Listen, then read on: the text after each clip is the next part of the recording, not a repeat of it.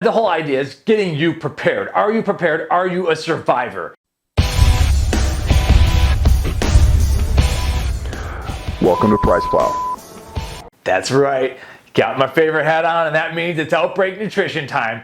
What's happening, PricePlow Nation, and everyone out there looking for a natty muscle builder? My name is Mike Roberto, and I'm founder and CEO of PricePlow.com, which is a tech and media company that covers supplement and diet industry news, reviews, and interviews. And today, we're back with, yes, another sponsored ingredient explainer talking about Outbreak Nutrition's Build supplement. So this is a next generation muscle building supplement that is targeted towards the users who are looking for something extra after they've got, of course, your diet and protein figured out, but also you already have your creatine, your betaine, carnitine stack, all that. All the standards are good to go. What comes next? And what comes next are some of the ingredients that are in Build here. Now, it's no secret that I am a huge fan of Outbreak Nutrition, with or without the sponsorship. Let's be honest, this brand is awesome. Everyone's marketing this way. Outbreak's marketing that way. If you take a look at their Instagram and their website, you're not gonna see a single fitness bench press thing like that. They're going in a totally different direction. In fact, they live in an alternate reality set in 2044, where we are in a post-nuclear apocalyptic event, zombie outbreak, and all that. So this brand is all about preparing you for the end times. But basically, the whole idea is getting you prepared. Are you prepared? Are you a survivor? And that's the whole idea behind the Outbreak Nutrition brand. And quite honestly, looking through their Instagram, it's a breath of fresh air. I'm not seeing boobs and Botox. Instead, I am seeing zombies, guns, and all the other good stuff that we love. So anyway, Outbreak Nutrition, awesome brand, and their supplements are kind of hardcore, kind of aggressive on the same side of things. We've covered a few other things in the past, but now it's time to talk about Build, the next generation muscle builder. So you already got your basics set up. What comes next? There's a whole lot of different options, and what Outbreak Nutrition chose were some of the research-backed ingredients that, admittedly, they are a bit expensive. And quite honestly, this is for guys who are natural, who are looking for the next level, but aren't going to go and inject themselves with anything or go the hardcore route. Now, the hardcore guys may be interested in doing this, but the cost, of course, will add up. And in fact, this might be something that maybe if you're trying to keep every shred of muscle, every bit of gains in strength, when you're off cycle, this could be something that you should look into. However, let's be honest, this is a natty muscle builder, and it's targeting natty athletes. Now, with this product, each serving that we have here is 5 capsules. And they're basic white plain capsules. I don't know if we need to show any pictures of that or anything. They're not too big, not too small, but there's 20 servings per container. Now the usage states that you should take this an hour before workout, 5 capsules an hour before workout, and that you don't need any on non-training days. So this is more of a training aid. And so it's basically targeted, it's a 1 month supply if you do the 2 days on, 1 day off kind of training, or 14 workouts over the course of 3 weeks, and then basically this will get you a month's supply. The label also states that you should be over the age of 21. A lot of times the supplements say over the age of 18, but this is a 21 plus supplement, and it's targeting 3 main things in your body. First off, enhanced muscle protein synthesis. Second, increased mTOR activation and signaling. We'll talk about these. And third, possibly a little bit, but we're going to focus on those first 2. But third would be potentially increased IGF-1 signaling as well. So these are things that obviously the hardcore guys can get with no problem, but the natty guys you got to throw protein at it, you got to throw diet, you got to throw hard training, you got to throw good sleep at it. But outside of that, can we throw some supplements and do some of that stuff too? And the answer is yeah, actually you can, with, of course, the reasonable expectations that this is not steroids or anything like that. So let's get into the label right now and break it down, talk about the studies, throw up some charts here. I left some space to my side here, and then we'll talk about what I plan on doing with this supplement in the future. So the Outbreak Nutrition formula starts with one of our favorite next generation muscle building ingredients. Now, admittedly, this is the one that's kind of driving the price, but a lot of people love it. There is research to back it up, and it's at this dose. And I'm talking about 1,500 milligrams of Mediator, which is standardized for 50% phosphatidic acid. So that gives us 750 milligrams of phosphatidic acid, and that is the clinical dose. So rewinding how this ingredient works, it really starts back in the day in the 70s and 80s, where researchers realized that there was a protein or a signaling molecule known as mTOR, mammalian target of rapamycin. Sometimes you might see it as mechanistic target of rapamycin. Well, anyway, what they realized is that this was a key regulator for protein synthesis, muscle building, and protein metabolism. And so a ton of research started following. How does this work? What happened? And they realized there's a lot of different ways of inducing more mTOR signaling. Many that we already know, such as heavy weight training. I'm talking about resistance training. Let me just back up even more and be like, this is a weight training supplement. This ain't no cardio supplement here. This is for the weightlifters out there. And you gotta be able to use this for mTOR signaling. Now, it could possibly be taken to try to prevent muscle loss when doing cardio, but I still think it's called Build. It's a weight trainer supplement, let's be honest. But the researchers were starting to look at, like, what is the mechanical process? How does this actually work? What is happening to induce this mTOR signaling? And then the next question was, can we throw some supplements at it? And the answer is yes and yes and yes. So what they did is that in the early 2000s at the University of Wisconsin, a man by the name of Troy Hornberger looked at the muscle cells as they were contracting and just looked at exactly what is the biochemical process that is occurring here to get this mTOR up. And it turns out that it's our old friend choline actually was involved. Now, choline is a kind of a focus supplement. It's high in eggs. You got to eat your eggs, folks. It's great to have eggs. Anyway, so choline is well known for its benefits in high enough doses in helping with fat loss, in productivity, and in even strength gains. So the choline pathway helps drive some of this. And there is an enzyme known as phospholipase D, which takes your phosphatidylcholine and breaks it into choline and phosphatidic acid. The phosphatidic acid was then the trigger for mTOR to induce muscle protein synthesis. So that's kind of the process that gets taken. Now the question, of course, that we all got to ask eventually is like, all right, so phosphatidic acid is this lipid molecule that is attached to a glycerol backbone, and there's some cool transactions that can occur with it. The question is, can we just eat some and get some of those benefits and not have to totally worry about this whole pathway happening? Because what if we're deficient in one thing, or what if we just want to slam more at the problem?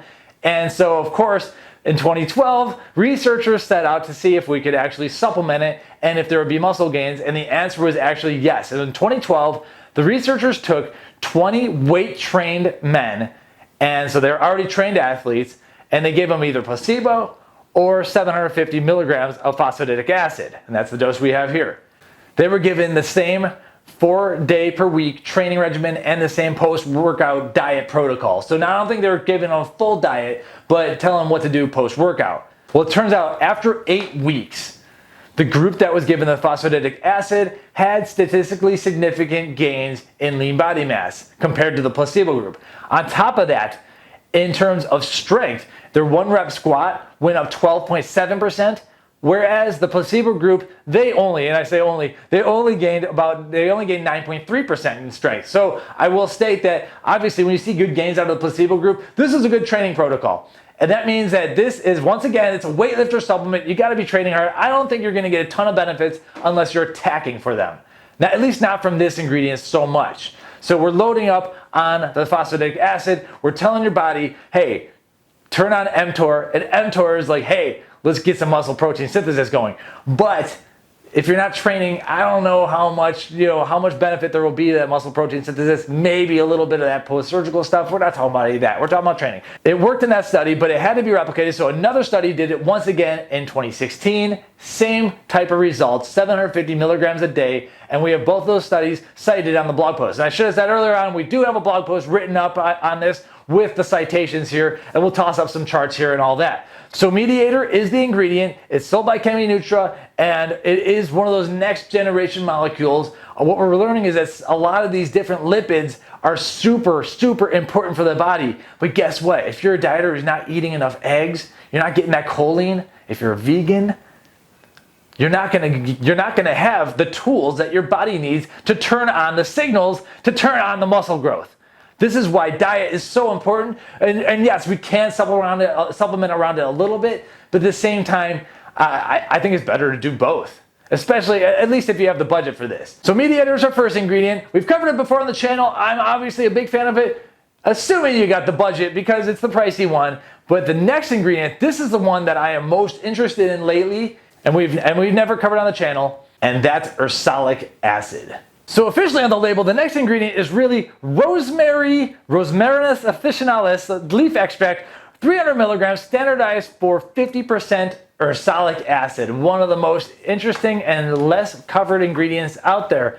So Ursolic acid is wildly interesting because it is a precursor to the plant steroids, and we're going to be talking a little bit more about that later, but it's what's known as a triterpenoid, which is a defense mechanism that is a precursor to the plant steroids in plants. So when these plants are doing their plant warfare and fighting off each other and funguses and the other pollens and all the stuff they do, they put out a lot of these chemicals to try to ward these things off, and it's a safety defense mechanism for them. And anyway, one of them is ursolic acid, which then gets converted into other stuff in the plants. Well, of course, humans got to be like, well, what can that do for us? Let's test it out on some rats and find out. Turns out a lot of really good things happen.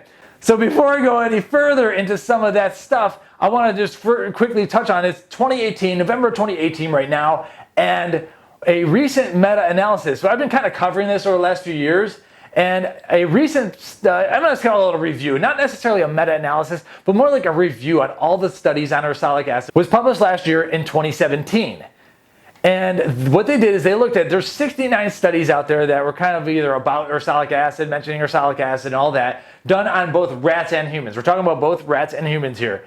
And of the 69, 17 of them met their criteria because they were looking at things that had to do with weight loss / obesity, basically metabolic effects, or muscle building. All the metabolic things, protein signaling, all that. And so they found 17 studies, and they came up with 6 main conclusions. 1, increased energy expenditure and fatty acid oxidation. 2, increased muscle strength. 3, decreased muscle atrophy. 4, decreased blood glucose levels. 5, increased muscle mass. And 6, improvements in physical fitness. So the scientists touched on the mechanisms and the pathways, which we'll get into next, but basically the conclusion of their article is like, hey, this is a possible tool in helping to fight the obesity epidemic. Now, it's not going to cure everything. It's not going to be like the savior of everything, but it's a tool that is way underutilized and way under-researched in terms of body recomposition, flipping from taking that fat, burning it, and building muscle at the same time. Kind of the holy grail, at least a minor bit of that. And so I think it's very underutilized. I think it's very under-researched. And the researchers who were covering this review kind of agreed on the same thing. Like, hey, this is a tool in our chest, not the savior, but it's definitely something that we should try to utilize with proper diet and all that, of course. And once again, I think with the muscle growth side of things, probably with a lot of weight training. And that's what the study we'll talk about later was utilizing. So what the earlier researchers realized when they were giving it to the mice or throwing it right at the muscle fiber cells is that it was increasing AKT activity. And that is a pathway that once again induces muscle protein synthesis. Now, going further, some of the other research showed that it was actually ursolic acid was inducing an IGF-1 spike, which was then initiating the AKT activity. So this is one of those IGF-1 kind of boosters, and that's an extension of growth hormone. So yeah, a lot of these things can be done exogenously with, injectables and all that. We're obviously staying away from that for the 100th time. I won't say it again. But this is a way of inducing one to get the AKT to get the more muscle protein synthesis. So looking at the rat studies first, and then we'll get to the human study.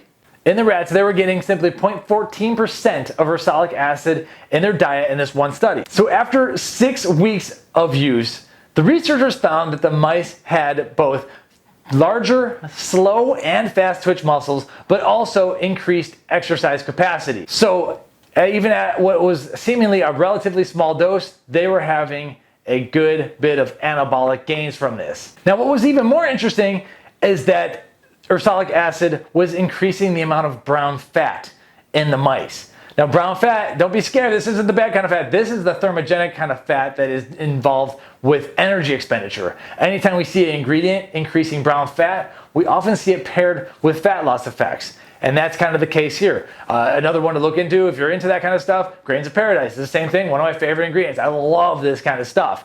And so that's always good to see. But of course, we're talking about rats. What about humans? And for that, the best study comes out of Korea a few years ago. And admittedly, I gotta tell you this right off the bat, it was 150 milligrams, which is this dose, but it was taken 3 times a day, which is not this dose. So in Outbreak Build, we are not at the Korean clinical dosage. Will we see benefits? I think so. Can we guarantee the benefits that the Koreans got? No, we can't.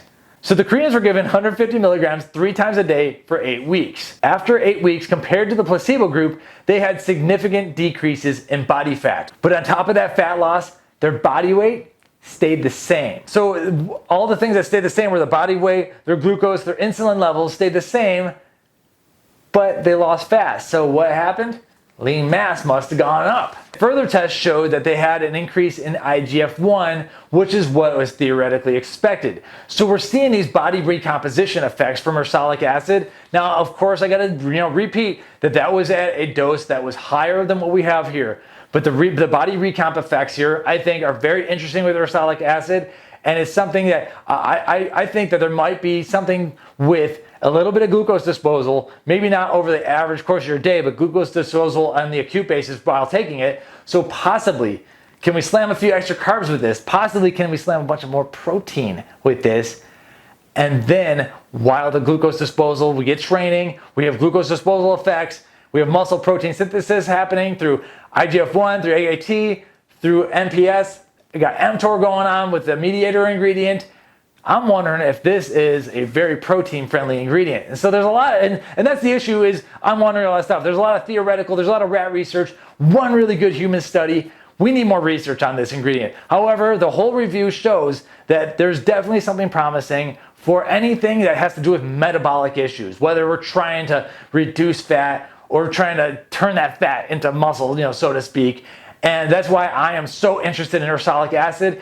And if you're interested in dipping your feet in the ursolic acid waters, I think this is a great way to go, and it's with some other trusted ingredients like Mediator.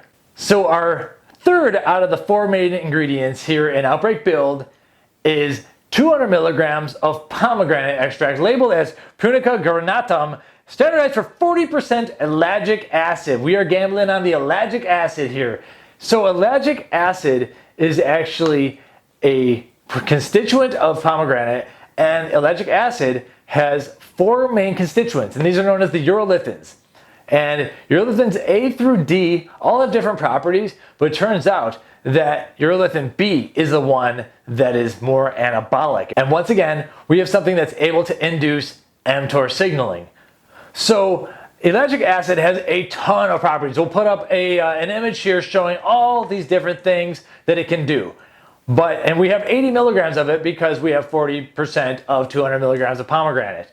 So ellagic acid's got all these benefits, but we're more interested in some of the, of course, the muscle building benefits and some of the muscle degradation prevention benefits. Yes, I just made that word up. Now this is a new research study, and it's admittedly done on mice and on mice cells, so in vitro. And it's a new one in 2017. But the researchers took these urolithins, these metabolites of this ellagic acid that we're very interested in, and they put it on the muscle fiber cells. And while the urolithins A, C, and D had some good antioxidant properties and all that stuff that we oftentimes see in pomegranate, what was most interesting is that urolithin B made the muscle fibers actually grow. The diameter became bigger just by sitting there, bathing the muscle fibers in this constituent of this acid. So there's a lot of exciting research showing, oh wow, it not only increased the size of these muscle fibers, but also prevented some protein degradation. Some of the things that we're looking for here. Now, we of course have to state that this is, once again, an animal study, and the researchers stated, hey, this looks very promising. We're really excited about this. However, what we do know is that if you have a gram of basic pomegranate extract, then there are there are anabolic properties to just standard pomegranate. We don't have a gram here. We actually have 200 milligrams of pomegranate, but standardized for ellagic acid.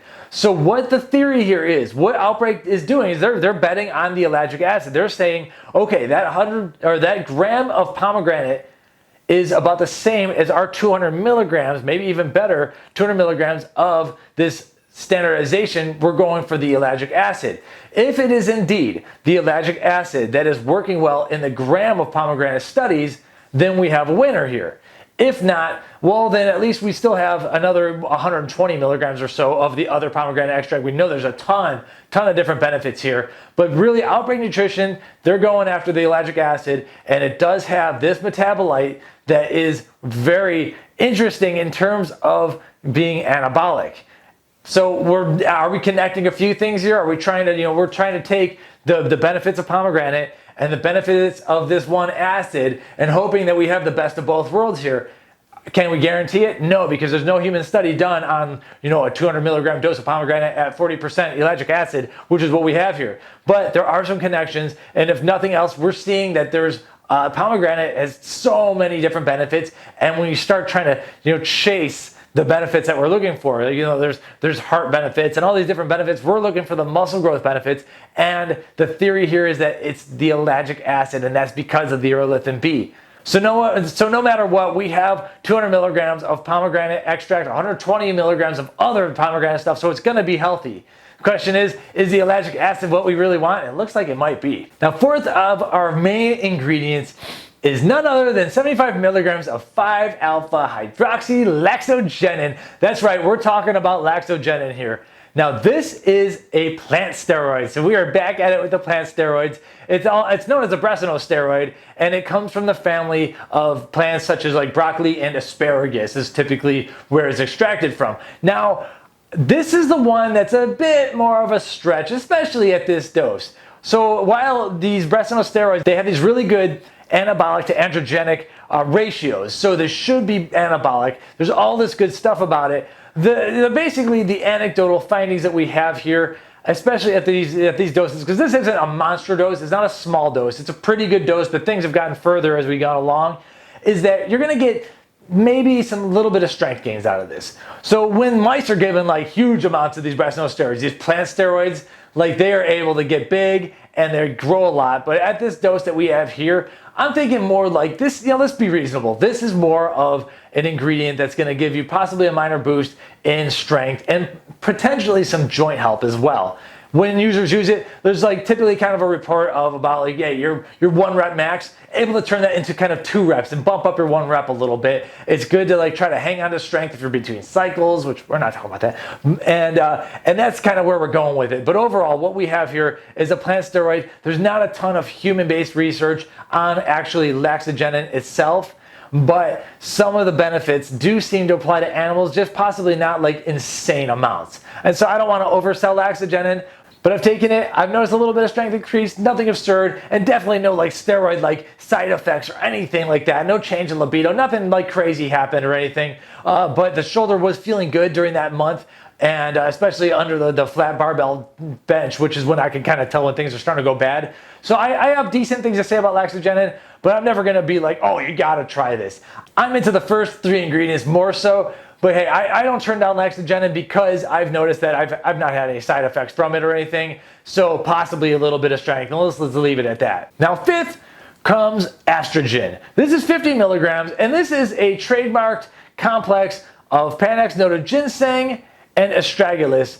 2 great ingredients that kind of have the adaptogenic qualities. Well, the studies show that AstraGin, this is kind of like a competitor to bioperine a little bit. Like, bioperine being the black pepper extract, that's an ingredient amplifier. Well, AstraGin is an ingredient amplifier as well. And it works really well, but for amino acids mostly. I like that they include it. I'll never turn down AstraGin. I'm just not sure if it's been shown to increase the absorption or the bioavailability of any of the 3 ingredients that are in here. However, at the same time, if there's any connection, if it is able to open up some of those pathways and get things shuttled into the bloodstream, into the muscle cells a little bit better, we'll take it. It's 50 milligrams, which is the right dose. And no matter what, I will never say no to Astragalus or Panax Notoginseng in the first place. So overall, this is kind of our stab at trying to increase the bioavailability of the other three ingredients. Now with Outbreak build, we gotta talk about stacking. Obviously, you gotta have your protein game on point. You gotta have your diet on point. That goes without saying. If you're gonna spend this much money on a muscle builder,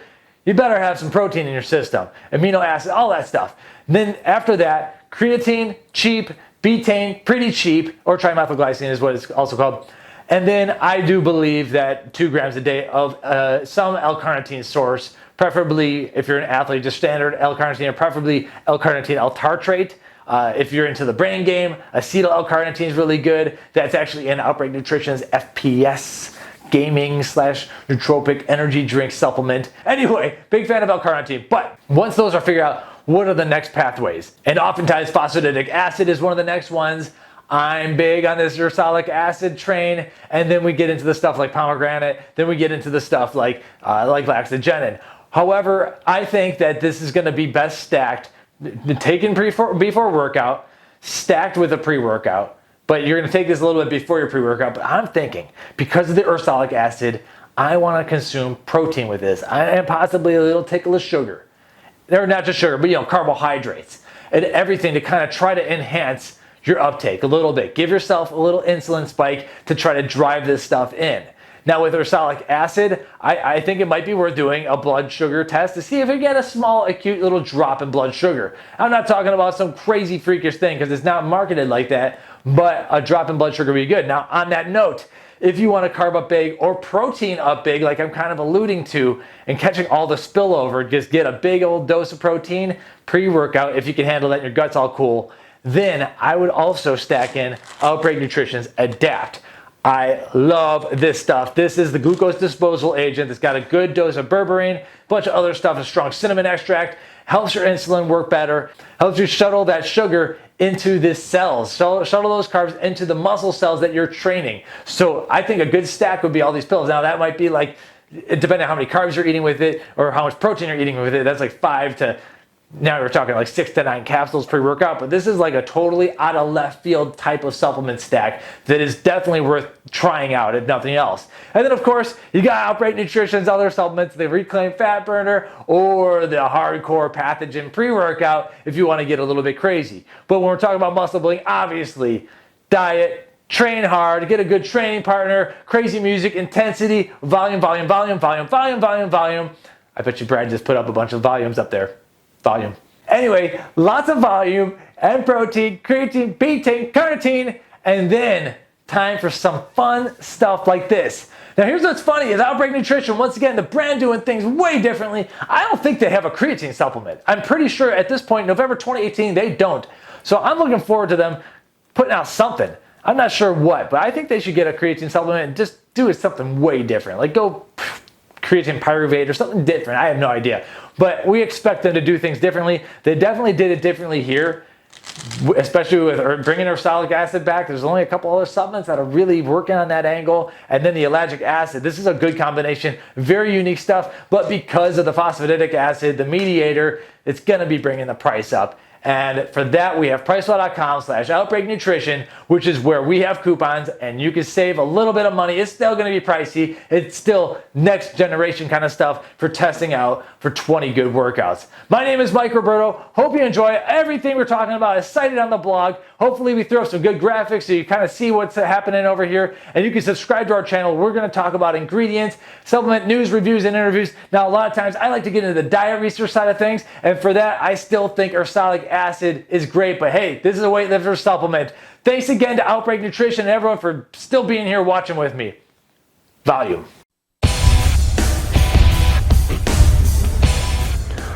Welcome to PricePlow.